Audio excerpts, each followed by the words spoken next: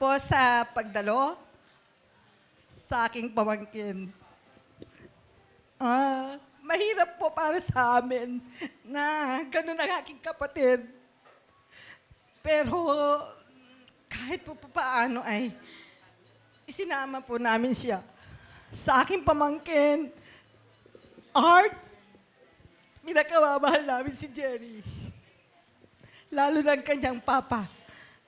Sana huwag mong pababayaan at magmahalan kayo.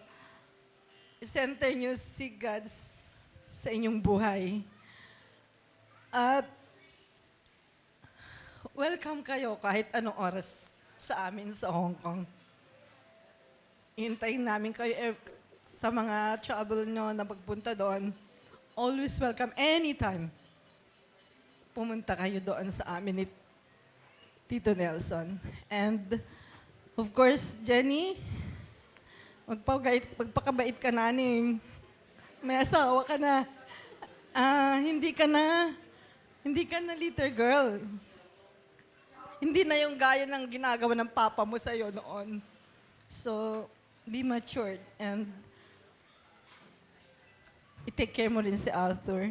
And congratulations and best wishes. Thank you so much, ma'am.